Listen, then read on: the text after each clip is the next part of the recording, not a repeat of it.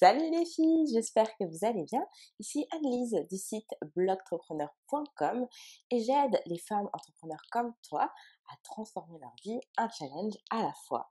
Et aujourd'hui, on se retrouve pour parler du fait de comment savoir quand est-ce qu'on est prêt pour se lancer dans les challenges.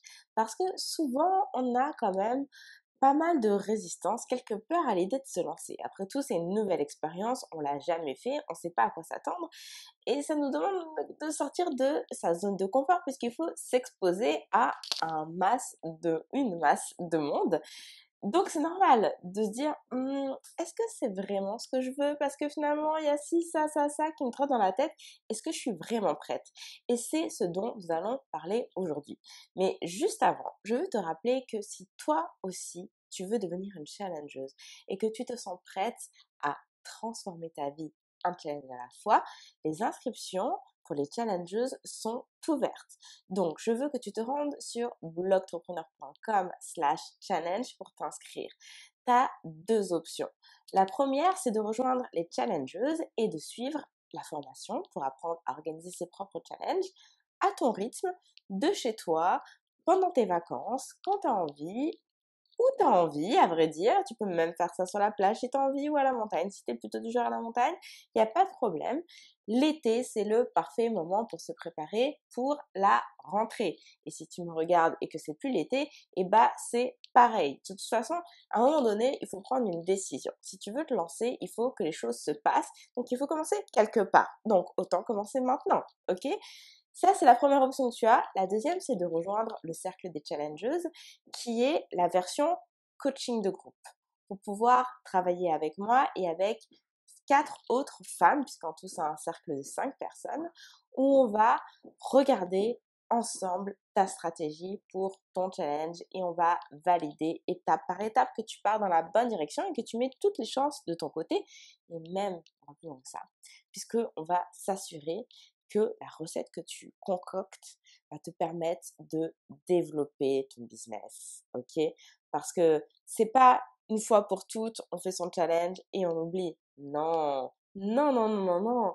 Tu te construis une stratégie que tu vas pouvoir utiliser des mois et des mois, voire des années et des années pour pouvoir faire grandir ton business. Bonjour aux filles qui me regardent en direct. Bonjour à toi Christelle. J'espère que tu vas bien et que tu te sens prête à relever le challenge aujourd'hui. Alors, sans plus tarder, comment savoir est-ce qu'on est prête? Parce que généralement, le frein numéro un, et je veux que tu me dises en commentaire si toi aussi c'est quelque chose qui te rebute un peu, qui te fait un petit peu peur, le frein numéro un, c'est la peur de la caméra. Parce que qui dit challenge dit Facebook Live, qui dit Facebook Live dit webcam. Et là, souvent, on a toute une vague de peur qui nous envahit. Ouais, mais si jamais je bafouille, et si je présente pas bien, puis si je suis pas bien coiffée, puis est-ce que les gens ils vont me trouver suffisamment intéressante? Est-ce que vraiment je suis légitime pour prendre la parole, etc., etc. Est-ce que vous vous reconnaissez là-dedans, les filles? Bon, je tiens à vous dire, avant toute chose, que même moi, j'ai toujours un petit frisson avant d'appuyer sur le bouton live. Et pourtant, Dieu sait que j'ai l'habitude d'en faire des lives. Rien que cette semaine, j'étais en live tous les jours, donc j'ai vraiment l'habitude de ça. Et pourtant, il y a toujours un petit truc là qui parcourt les films qui fait que ça fait un peu peur parce que on s'expose au regard de l'autre et ça nous rend un petit peu vulnérables. Pourtant, là où tu te trompes et tu fais fausse route, c'est que c'est justement cette vulnérabilité qui fait que les gens vont encore plus t'apprécier. Je sais, étrange, hein? Étrange, étrange, et pourtant tellement vrai. Je m'explique. Sur les réseaux sociaux, il y a beaucoup de faux semblants. Il y a beaucoup de fake, ok? T'as qu'à aller sur Instagram pour t'en rendre compte. Les photos sont toutes retouchées. On essaie tout d'être parfaite, le plus beau regard, le plus beau jour, etc., etc.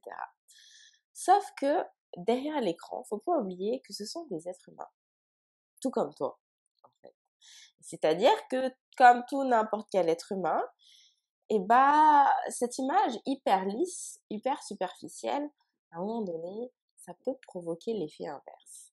C'est-à-dire que c'est un peu fatigant de voir des choses trop parfaites parce qu'on ne se reconnaît pas en fait dedans.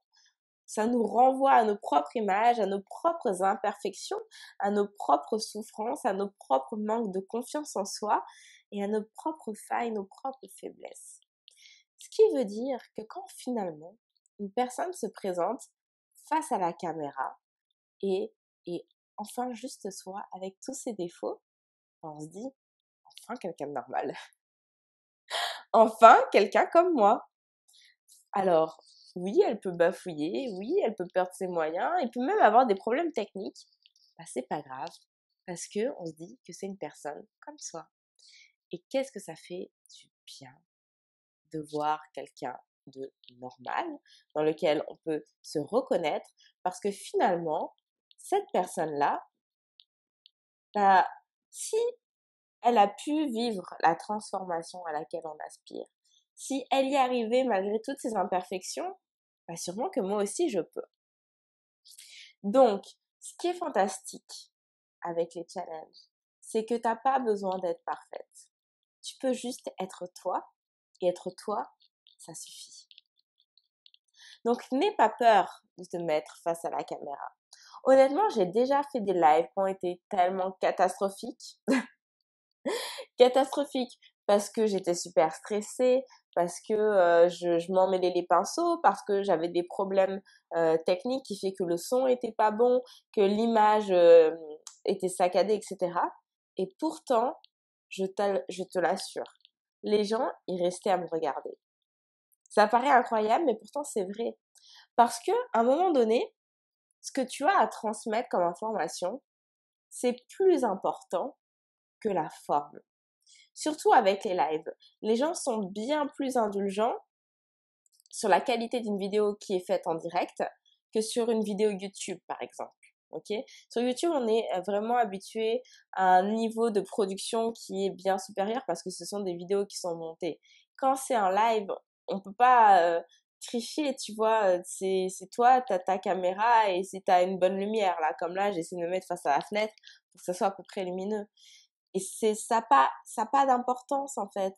Les gens, ils sont juste là pour t'écouter ce que tu as à raconter et c'est ça qui compte pour eux. C'est qu'est-ce que tu vas leur apporter et qu'est-ce que tu vas leur apprendre, en quoi tu vas les aider. Que tu aies un rouge à lèvres, que t'en aies pas, c'est vraiment le dernier des soucis. Qui est d'accord avec ça? Mettez-moi des petits pouces les filles, si vous êtes d'accord avec moi. Je pense que ça fait du sens, vraiment. Donc, à partir du moment où tu te sens prête à juste être toi, et t'as pas besoin de te préparer pour être toi, bah t'es prête pour faire un challenge. Ça, c'est le premier point que je voulais soulever. Le deuxième, on en a déjà un petit peu parlé cette semaine, c'est et s'il y a personne? Et s'il y a personne? Et s'il y a personne, en fait, il n'y a jamais personne. Il y a toujours des personnes. C'est juste toi, quel est le seuil que tu te fixes où tu considères que c'est beaucoup ou au contraire que c'est personne? À partir de quel nombre de personnes tu vas dire ok c'est cool, il y a du monde ou ok il y en a pas. Peut-être que pour une personne qui démarre, avoir du monde, ce sera déjà avoir 50 personnes. Pour une personne qui a une grosse communauté déjà existante, avoir du monde, ce sera peut-être en avoir 300. Pour une autre, ce sera peut-être en avoir 1000. C'est complètement relatif. Déjà, je veux que tu prennes conscience de ça dans ta tête. C'est vraiment une question de mindset. C'est quoi avoir du monde? C'est quoi avoir personne? Et au-delà de ça, je veux que tu creuses un peu plus loin. C'est que même s'il y a que 10 personnes qui te regardent, c'est quand même 10 personnes. Est-ce que tu te rends compte si tu sors dans la rue, ok, tu marches et tu commences à parler. Et tout d'un coup, il y a une personne qui s'arrête, puis une deuxième, puis une troisième, quatrième, il y a 10 personnes qui s'arrêtent pour te regarder.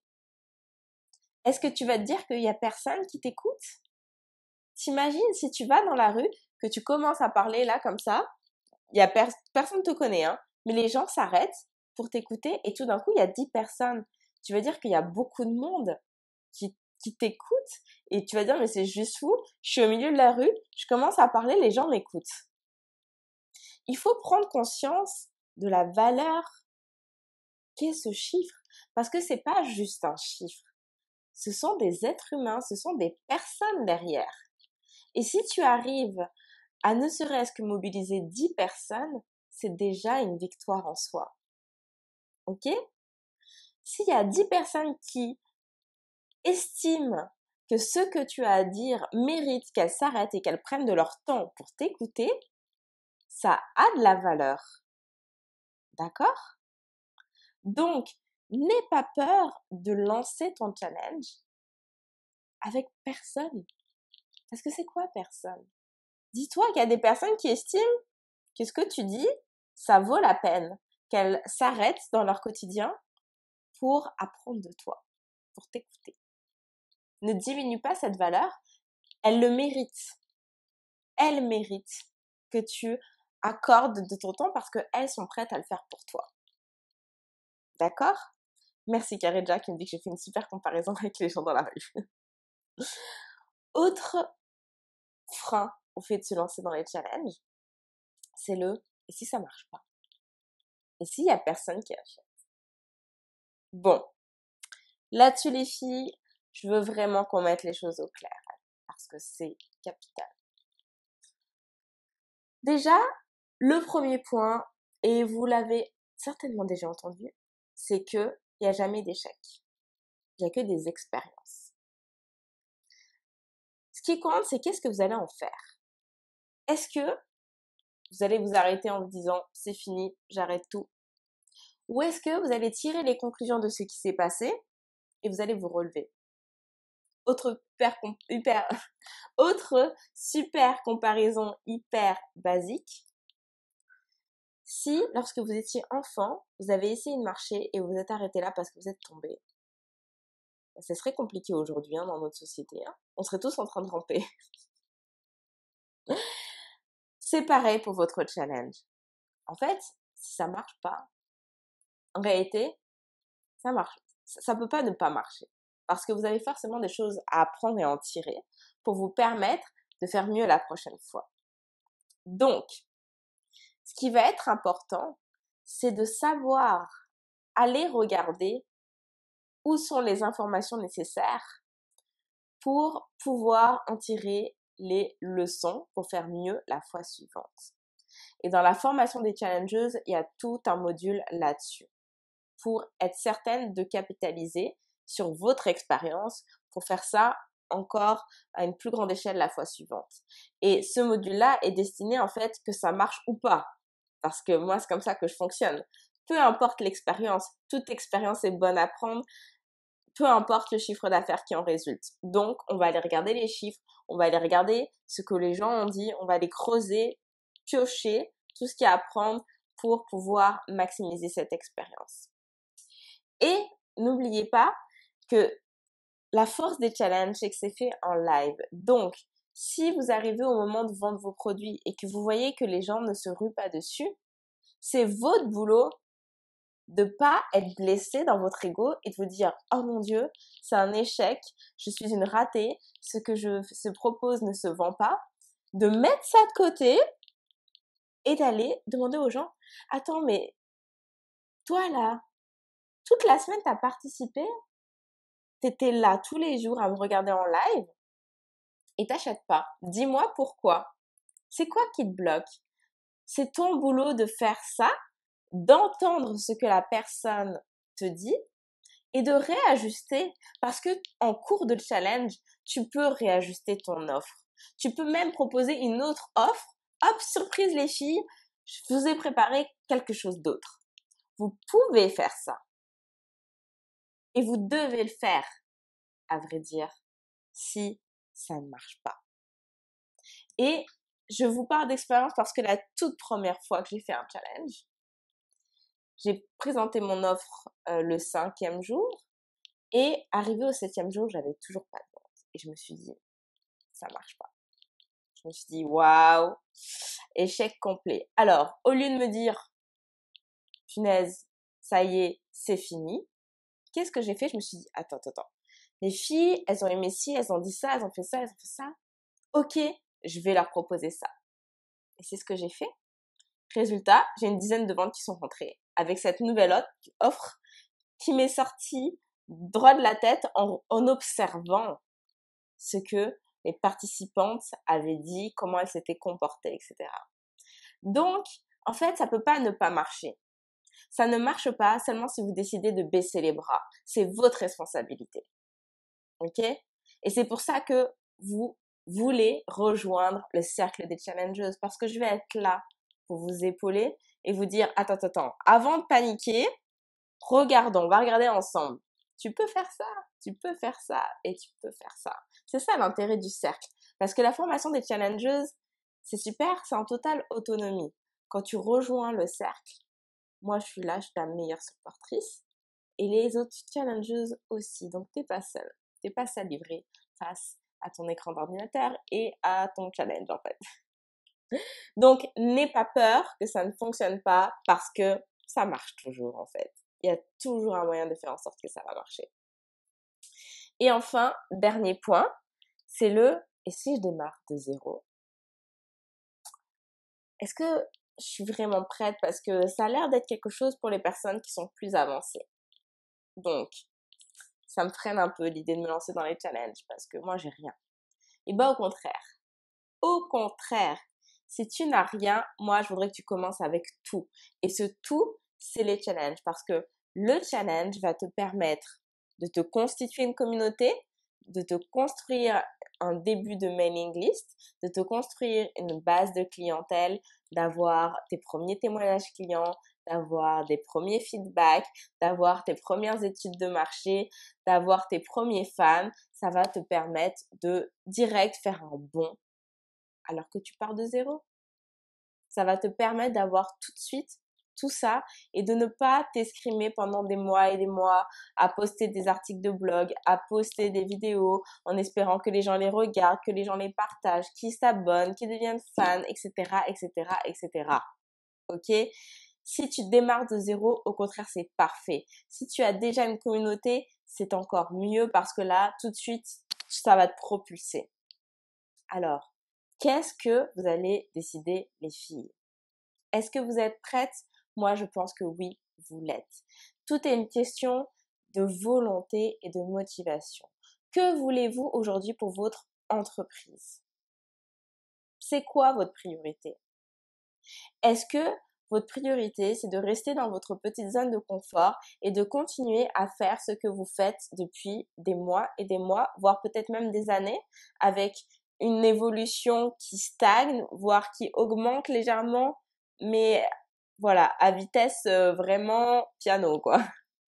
Ou est-ce que vous décidez aujourd'hui que les choses doivent changer et d'essayer de faire quelque chose de différent pour avoir des résultats différents. Je ne me rappelle plus du proverbe exact d'Einstein, mais je crois que c'est quelque chose comme il y a que les imbéciles qui continuent de faire la même chose et qui s'attendent à un résultat différent. Non, il faut essayer autre chose. Il faut essayer autre chose. Si vous êtes prête à vous mettre face à la caméra et à être vous, vous n'avez pas besoin de plus que ça. La formation des challengers va vous guider dans la construction de votre challenge. Ça va vous guider pour vous expliquer comment faire pour amener les participants, pour qu'il y ait des gens qui vous voient. Ça va vous aider autant à créer une publicité organique ou payante, je veux dire plutôt promotion organique ou payante. Ça va vous aider à faire en sorte que ça marche. Peu importe le résultat, ça va marcher. Est-ce que vous êtes prête à ça? Si oui, et je l'espère, je vous le souhaite, parce que quand je vois à quel point ça a transformé mon entreprise, ça a transformé ma vie, ça a bouleversé ma vie, c'est tout ce que je vous souhaite. Donc rendez-vous sur blogtrepreneur.com/challenge et rejoignez les challengers. Rejoignez le cercle si vous sentez que vous avez besoin d'avoir quelqu'un qui soit là pour vous booster, qui vous demande de rendre les comptes pour que le travail soit fait et que le travail soit bien fait. Rejoignez le cercle. Ok? Sur ce, les filles, je vous souhaite une excellente soirée. Je vous dis à très bientôt. Salut, salut!